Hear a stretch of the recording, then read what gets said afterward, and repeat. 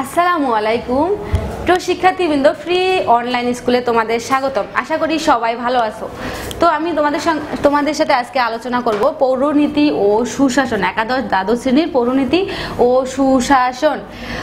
আমি আলোচনা করব প্রথম অধ্যায় নিয়ে। আজকের বিষয় সুশাসন। সুশাসনের আমি আগামী ক্লাসগুলোতে তোমাদের প্রথম অধ্যায় নিয়ে আলোচনা করছি এবং তার আগের ক্লাসটাতে সুশাসন কি এবং সুশাসন প্রতিষ্ঠায় যে বিভিন্ন সমস্যাগুলো সেগুলো নিয়ে আলোচনা করছি। আজকে আমি তোমাদের সঙ্গে আলোচনা করবো যে সুশাসন প্রতিষ্ঠার সমস্যা সমাধানের উপায়। আগের ক্লাসে আমি আলোচনা করছি সমস্যা কি হয় সুশাসন প্রতিষ্ঠায়। এখন আমি আলোচনা করবো যে সুশাসন প্রতিষ্ঠার সমস্যা সমাধানের উপায়। আমি তোমাদের কিন্তু মেইন টেক্সট বুক থেকে আলোচনা করতেছি, কারণ তোমাদের পরীক্ষায় টেক্সট বুক থেকেই কোশ্চেন আসে। তোমাদের জ্ঞানমূলক, অনুধাবনমূলক, প্রয়োগমূলক প্রতিটা কোশ্চেন কিন্তু তোমাদের বই থেকে আসবে। সো আমি এই জন্য তোমাদের বই থেকে আলোচনা করতেছি এবং বই থেকে আলোচনার সঙ্গে সঙ্গে তোমাদেরকে আমি বলে দিব যে কোনটা তোমাদের জ্ঞানমূলক কোশ্চেন আসবে, কোনটা তোমাদের বহু নির্বাচনী কোশ্চেন আসবে, তো কোনটা তোমাদের প্রয়োগমূলক আসবে, কোনটা তোমাদের অনুধাবনমূলক আসবে। এই জন্য যে সুশাসন প্রতিষ্ঠার সমস্যার সমাধানের উপায় নিয়ে তোমাদের বইয়ে কিন্তু বিভিন্ন পয়েন্টস রয়েছে। এই পয়েন্টসগুলো আমি তোমাদের এখন ব্যাখ্যা সহকারে আলোচনা করব। তো সুশাসন কি সেটা তো তোমরা সবাই জানো যে সুশাসন একটা রাষ্ট্রে তখনই প্রতিষ্ঠিত হয় যখন সরকার, জনগণ ও রাষ্ট্রের সম্পর্কটা ভালো হয়। ম্যাকরনির একটা সংজ্ঞায় বলা হয়েছিল যে সুশাসন বলতে শাসকের সাথে শাসিতের সম্পর্ক এবং রাষ্ট্রের সাথে সরকারের সম্পর্ক এবং জনগণের সঙ্গে সরকারের যে সম্পর্কটা হয় সেটাই হচ্ছে সুশাসন। সুশাসন কথাটি মেইনলি তিনটা বিষয়ের উপর নির্ভর করে। রাষ্ট্র, সমাজ, সরকার, এই তিনটা বিষয়ের উপরেই কিন্তু সুশাসন শব্দটা নির্ভর করে। রাষ্ট্র আর সমাজ, সরকারের সম্পর্কটা যদি হয়, মানে সুন্দর হয়, তাহলেই একটি রাষ্ট্রে কিন্তু সুশাসন প্রতিষ্ঠা করা সম্ভব। তো সুশাসন প্রতিষ্ঠার ক্ষেত্রে কিন্তু একটি রাষ্ট্রে বিভিন্ন ধরনের সমস্যা হয়, কিন্তু সেই সমস্যা থাকলেই হবে না। প্রতিটা রাষ্ট্র এখন কিন্তু কল্যাণকর রাষ্ট্র। প্রতিটা রাষ্ট্রই চায় যে তাদের রাষ্ট্রে সুশাসন প্রতিষ্ঠা করতে। তো সুশাসন প্রতিষ্ঠা করতে হলে আগে সুশাসনের সমস্যাগুলো জানতে হবে এবং সেই অনুযায়ী সমস্যা সমাধানের উপায় জানতে হবে। তো আগের ক্লাসেই আমরা সুশাসনের সমস্যা সমাধানের উপায়গুলো জানছি, সমস্যাগুলো জানছি যে কি কি সমস্যা হয় সুশাসন প্রতিষ্ঠায়। আজকে আমি তোমাদের সঙ্গে আলোচনা করব সুশাসন প্রতিষ্ঠার যে সমস্যা সমাধানের উপায়গুলো। তো এগুলো আমি এখন তোমাদের পয়েন্টস আকারে ব্যাখ্যা করব। ব্যাখ্যা করলে তোমরা বুঝতে পারবা যে কি কি সমস্যার সমাধান করলেই আমাদের রাষ্ট্রে সুশাসন প্রতিষ্ঠা সম্ভব হবে। শুরুতেই তোমাদের যে পয়েন্টসটা আমি বলবো যে সংবিধানের মৌলিক অধিকারের সন্নিবেশ ও তা বাস্তবায়ন। সংবিধানের মৌলিক অধিকারের সন্নিবেশ ও তা বাস্তবায়ন। সংবিধানে মৌলিক অধিকার সন্নিবেশ বাস্তবায়ন। আসলে মৌলিক অধিকার কি?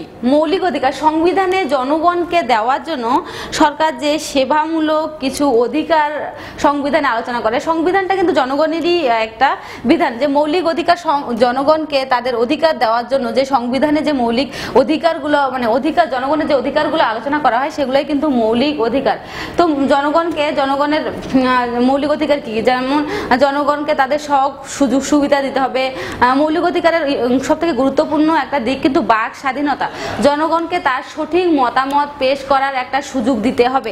জনগণ যদি তার সঠিকভাবে তার মত প্রকাশ করে এবং সরকারের বিভিন্ন দোষারোপ করে, সরকার একটা রাষ্ট্রে কি কি দোষ করতেছে, সরকারের ভুল ত্রুটিগুলা, প্রতিটা বিষয় সরকারি দল বা বিরোধী দল যদি সঠিকভাবে জনগণ তাদের মত প্রকাশ করতে পারে, তখনই কিন্তু একটি রাষ্ট্রে সুশাসন প্রতিষ্ঠিত হয়। তাহলে মৌলিক অধিকারে যে বিষয়গুলো সন্নিহিত করা হয়েছে শুধু সংবিধানে ওগুলো রাখলেই হবে না, সেই বিষয়গুলো অবশ্যই বাস্তবায়ন করতে হবে। সেই বিষয় সংবিধানের মৌলিক অধিকারগুলো যদি বাস্তবায়ন করা হয় তাহলে একটি রাষ্ট্রের সুশাসন প্রতিষ্ঠা হওয়া সম্ভব। আরেকটা যে বিষয় রয়েছে তোমাদের, যেমন মিডিয়া ও প্রচার মাধ্যমের ওপর সরকারি হস্তক্ষেপের অবসান। 2 নম্বর পয়েন্ট আমি কি দেখতে পাইলাম যে মিডিয়া ও প্রচার মাধ্যমের সরকারি হস্তক্ষেপের অবসান। সরকারি হস্তক্ষেপের অবসান। মিডিয়া ও প্রচার মাধ্যম সবসময় কিন্তু দেশে কি ঘটতেছে, সরকারের ভালো দিক, সরকারের খারাপ দিক, মিডিয়া কিন্তু প্রতিটা বিষয় জানে। মিডিয়ার উপর যদি স্বৈরাচারী আরোপ করা হয়, মিডিয়া যদি তার ইচ্ছা মতো কোনো কিছু প্রকাশ না করে, সরকার যদি মিডিয়ার উপর বিভিন্ন বিধি নিষেধ আরোপ করে যে সরকার যেটা বলবে সেই দিকগুলাই শুধু আলোচনা করতে পারবে, সরকারের খারাপ কোনো দিক আলোচনা করতে পারবে না, তাহলে কখনোই কিন্তু একটি রাষ্ট্রে সুশাসন প্রতিষ্ঠা করা সম্ভব নয়। তাহলে কি করতে হবে? অবশ্যই মিডিয়া ও প্রচার মাধ্যমের উপর সরকারি হস্তক্ষেপটা তুলে নিতে হবে, তাহলে কিন্তু একটি রাষ্ট্রে সুশাসন প্রতিষ্ঠা করা সম্ভব। আর কি করতে হবে? আমি পরের যে পয়েন্টসটা বলতেছি তোমাদেরকে, যে সহিংসতা দূর ও রাজনৈতিক স্থিতিশীলতা প্রতিষ্ঠা করতে হবে। 3 নম্বর পয়েন্ট, সহিংসতা দূর ও রাজনৈতিক স্থিতিশীলতা। রাজনৈতিক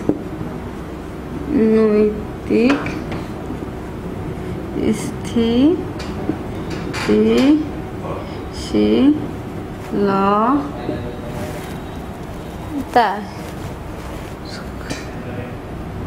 রাজনৈতিক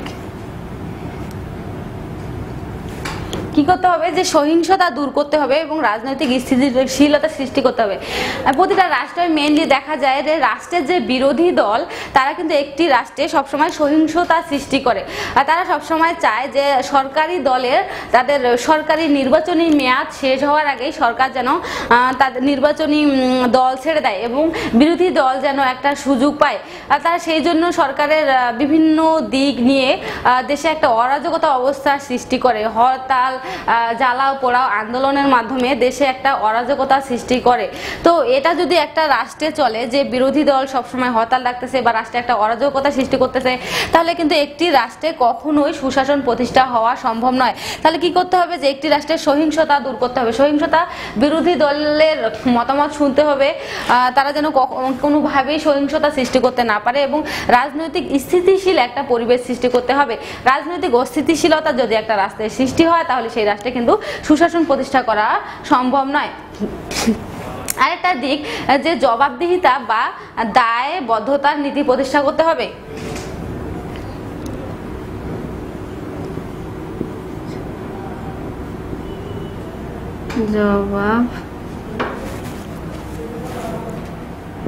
জবাবদিহিতা ও দায়বদ্ধতা। জবাবদিহিতা কাকে জবাবদিহিতা করতে হবে? সরকারকে জবাবদিহিতা করতে হবে। সরকারের প্রতিটা কাজ, সরকারের প্রতিটা নীতি নির্ধারণ এবং সরকারের যে অঙ্গীকারগুলো সেগুলো যদি বাস্তবায়ন না হয়, তাহলে অবশ্যই সরকারকে তার কর্মের জন্য জবাবদিহিতা করতে হবে। সরকার যদি স্বৈরাচারী হয়, সরকার যদি কাউকে জবাব দেওয়ার প্রয়োজন না করে, সরকার যদি একটি রাষ্ট্রে শুধু ব্যক্তি স্বার্থকেই কেন্দ্র করে, ব্যক্তি স্বার্থকেই উপরে করে দেখে, তাহলে সেই রাষ্ট্রে কিন্তু কখনোই সুশাসন প্রতিষ্ঠা হওয়া সম্ভব নয়। তাহলে কি করতে হবে? একটি রাষ্ট্রে সুশাসন প্রতিষ্ঠা করতে হলে জবাবদিহিতা বা দায়বদ্ধতার নীতি প্রতিষ্ঠা করতে হবে। কি বলে? আমরা জবাবদিহিতা ও দায়বদ্ধতার নীতি প্রতিষ্ঠা করতে হবে। তো আমরা নেক্সট পয়েন্ট আলোচনা করি যে স্বচ্ছ প্রশাসন গড়ে তুলতে হবে। নিচে তোমরা দেখতে পাচ্ছ না, আচ্ছা আমি উপরে লিখি।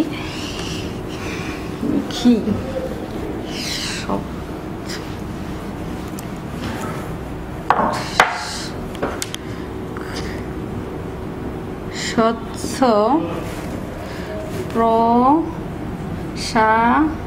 প্রশাসন গড়ে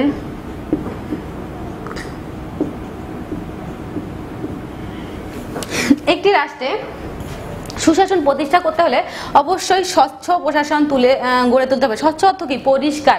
সরকারের যে বিভিন্ন নীতি নির্ধারণ, নিয়ম কানুন, আইন কানুন রয়েছে, এই বিষয়গুলো অবশ্যই পরিষ্কার হতে হবে। এই বিষয়গুলো যদি মানে যে শাসক বা যে শাসিত তার কাছে যদি বিষয়গুলো পরিষ্কার না হয়, যে বিচার করবে বা যে তা গ্রহণ করবে তাদের কাছে যদি একই না হয়, তাহলে কিন্তু একটা দেশের অস্থিতিশীল একটা পরিবেশ সৃষ্টি হবে।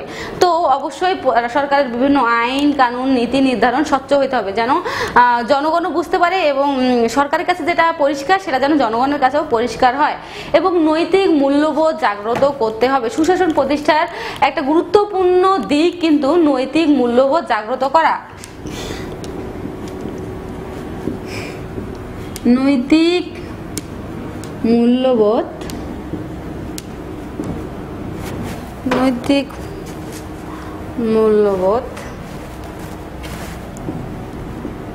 জাগ্রত করা। নৈতিক মূল্যবোধ কার জাগ্রত করতে হবে? একটা রাষ্ট্রের সুশাসন প্রতিষ্ঠা করতে হলে শুধু সরকারের যে নৈতিক মূল্যবোধ জাগ্রত করতে হবে তা নয়, জনগণ থেকে শুরু করে সরকারের যে প্রতিটা বিভাগ রয়েছে, প্রতিটা মন্ত্রণালয় রয়েছে, সংগঠন রয়েছে, সবার মধ্যে নৈতিক মূল্যবোধ জাগ্রত করতে হবে। সবাইকে ভালো মন্দ, উচিত অনুচিত এই বিষয়গুলো জানতে হবে, এই বিষয়গুলো মেনে চলতে হবে। যদি সবার মধ্যে নৈতিক মূল্যবোধ জাগ্রত হয় যে ভালো কাজ করতে হবে, খারাপ কাজ অ্যাভয়েড করে চলতে হবে, এরকম যদি নৈতিক মূল্যবোধ জাগ্রত হয় তাহলে একটি রাষ্ট্রে কিন্তু অবশ্যই সুশাসন প্রতিষ্ঠা হওয়া সম্ভব।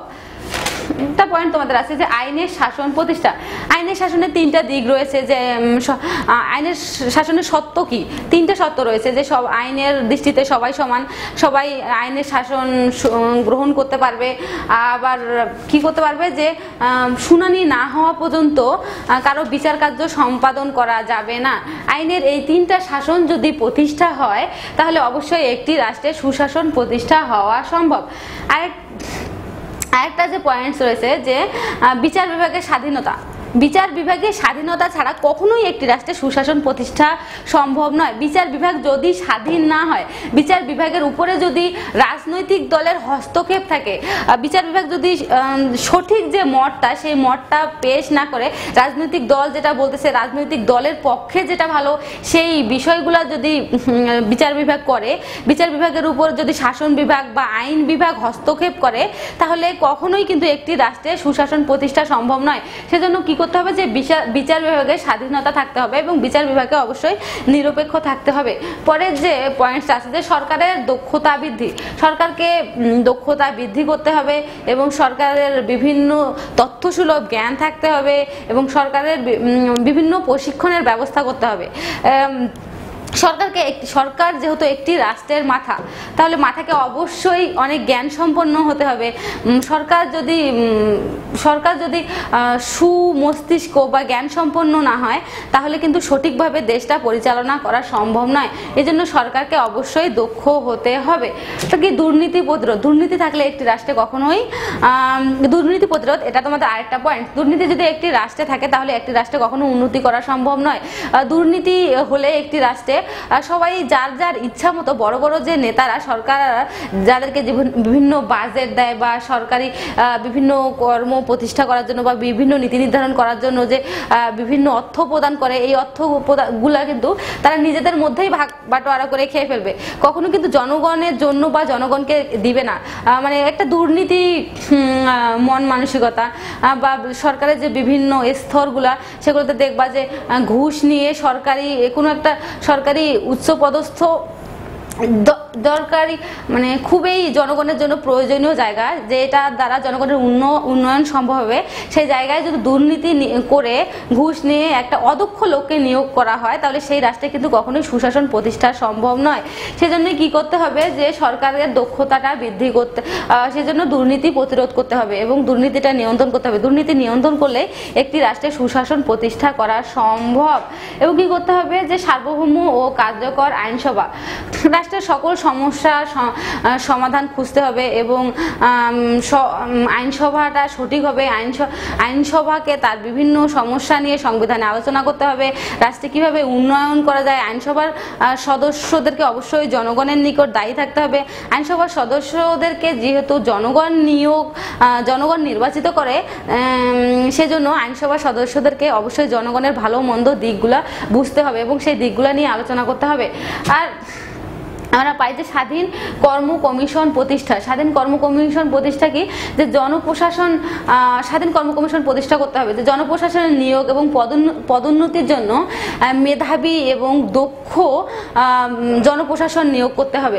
সেজন্য কি, স্বাধীন কর্ম কমিশন যদি প্রতিষ্ঠা না হয় তাহলে কর্ম কমিশনের হাতেই কিন্তু বিভিন্ন নিয়োগের দায়িত্ব থাকে এবং পদোন্নতির দায়িত্ব থাকে। তারা যদি অদক্ষ এবং অযোগ্য, স্বজনপ্রীতি দেখিয়ে এবং দুর্নীতি করে অদক্ষ অযোগ্য নেতাদের নিয়োগ দান করে, তাহলে কিন্তু কখনোই একটি রাষ্ট্রে সুশাসন প্রতিষ্ঠা হওয়া সম্ভব নয়। আর কি করতে হবে, যে জন অংশগ্রহণের অনুকূল পরিবেশ থাকতে হবে, যে একটি রাষ্ট্রে জনগণ যেন অংশগ্রহণ করতে পারে। আর সরকারি অনেক সময় দেখা যায় সরকার এত চাপ সৃষ্টি করে, এত মানে ভীতু হয়ে যায় জনগণ, যে তাদের সঠিক মতামত তারা পেশ করতে পারে না, যে তারা কিরকম সরকার চায়। যেমন সরকার বিরোধী কোনো কথা বললেই সরকার সেই জনগণের উপর বিভিন্ন ধরনের চাপ সৃষ্টি করলো। এইরকম যদি পরিবেশ হয় তাহলে কখনোই একটি রাষ্ট্রে সুশাসন প্রতিষ্ঠা সম্ভব নয়। ওই জন্য জন অংশগ্রহণের একটা, প্রত্যেকটা পর্যায়ে জন অংশগ্রহণের একটা অনুকূল পরিবেশ সৃষ্টি করতে হবে। এবং কি করতে হবে, যে স্বাধীন কর্ম কমিশন প্রতিষ্ঠা করতে, এটা তো আমি বললাম যে স্বাধীন মানবাধিকার কমিশন গঠন করতে হবে। স্বাধীন মানবাধিকার কমিশন গঠন করতে হবে। মানবাধিকার কমিশন যেহেতু বিভিন্ন মানুষের কল্যাণ এবং জুলুম নির্যাতন যেন করতে না পারে, সরকার যেন বিভিন্ন অন্যায় অত্যাচার না করতে পারে, কারো উপর যেন কোনো অত্যাচার জুলুম না হয়, সেদিকে কিন্তু মানবাধিকার কমিশনের খেয়াল রাখতে হবে। স্বাধীন মানবাধিকার কমিশন সরকারের কথা মতো চলবে না। তারা যদি সরকারিভাবেও কোনো মানুষের উপর, কোনো জনগণের উপর নির্যাতন চলে, তাহলে সেটা তারা প্রতিরোধ করবে। এই জন্য কি করতে হবে, যে স্বাধীন মানবাধিকার কমিশন গঠন করতে হবে। এবং কি করতে হবে, জনস্বার্থকে প্রাধান্য প্রদান করতে হবে। একটি রাষ্ট্রে জনগণের স্বার্থকে দেখতে হবে, শুধু সরকারের স্বার্থ বা দলীয় স্বার্থ বা মন্ত্রীদের স্বার্থ দেখলে হবে না। সবার প্রথমে একটা গণতান্ত্রিক দেশে যেটা ভাবতে হবে, যে জনগণের স্বার্থ উদ্ধার হচ্ছে কিনা, জনগণের স্বার্থ আদায় হচ্ছে কিনা। জনগণের স্বার্থ নিয়ে যদি একটা সরকার ভাবে বা একটা রাষ্ট্র ভাবে, তখনই কিন্তু একটি রাষ্ট্রে সুশাসন প্রতিষ্ঠা করা সম্ভব। লক্ষ্য নির্ধারণ এবং সেই অনুযায়ী অগ্রগতি হওয়া। একটা রাষ্ট্রের উন্নতি করতে হলে আগে স্টেপ বাই স্টেপ একটা সরকারকে বিভিন্ন লক্ষ্য নির্ধারণ করতে হবে, যে এত সালের মধ্যে আমরা আমাদের দেশকে নিরক্ষর মুক্ত করব, এত সালের মধ্যে আমরা আমাদের দেশকে দুর্নীতি মুক্ত করব, এত সালের মধ্যে আমরা আমাদের দেশকে দারিদ্র মুক্ত করব। এই প্রতিটা লক্ষ্য কিন্তু সরকারকে স্থির করতে হবে। সরকার যদি এই লক্ষ্যগুলো স্থির করে এবং ধীরে ধীরে এই লক্ষ্য অনুযায়ী কাজ করে, তাহলে কিন্তু একটি রাষ্ট্রের সুশাসন প্রতিষ্ঠা করা সম্ভব। আর কি করতে হবে, যে দারিদ্র দূর করতে হবে। দারিদ্র থাকলে হয় কি, যে দারিদ্রতার অভাবে মানুষ তার সন্তানকে শিক্ষিত করতে চায় না। আর শিক্ষিত জনগোষ্ঠী যদি তৈরি না হয়, একটি দেশে কখনোই ভবিষ্যতে উন্নতি করতে পারবে না। সেজন্য সরকারকে প্রথমে কি করতে হবে, যে দারিদ্রতা দূর করতে হবে, যেন জনগণ সঠিকভাবে সুশান্তিতে একটা রাষ্ট্রে বসবাস করতে পারে এবং তাদের সন্তানকে ভালোভাবে পড়াশোনা করাতে পারে। এবং সচেতনতা বৃদ্ধি করতে হবে। সচেতন নাগরিকেই কিন্তু একটা জনগণের মূল। আমরা পয়েন্ট থেকে যে সচেতনতা বৃদ্ধি করতে হবে। নাগরিক যদি সচেতন না হয় যে সরকার কিভাবে রাষ্ট্র চালাচ্ছে, নাগরিকের সচেতন হওয়ার কোনো প্রয়োজন নেই, তাহলে কিন্তু সরকার বেশি দুর্নীতি পরায়ণ হবে। ওই জন্য নাগরিককে অবশ্যই সচেতন হইতে হবে। আর কি করতে হবে, যে সাম্প্রদায়িক সম্প্রীতি প্রতিষ্ঠা করতে হবে। যে জঙ্গিবাদ, উগ্র মৌলবাদ বা বিভিন্ন সংগঠনগুলো সাম্প্রদায়িক দিক থেকেই গড়ে উঠে। এই সাম্প্রদায়িক যে বিষয়টা, সেটা প্রতিরোধ করতে হবে। যে প্রতিটা সম্প্রদায়ের মধ্যে, একটি দেশে কিন্তু হিন্দু, মুসলিম, বৌদ্ধ, খ্রিস্টান প্রতিটা সম্প্রদায় বসবাস করে।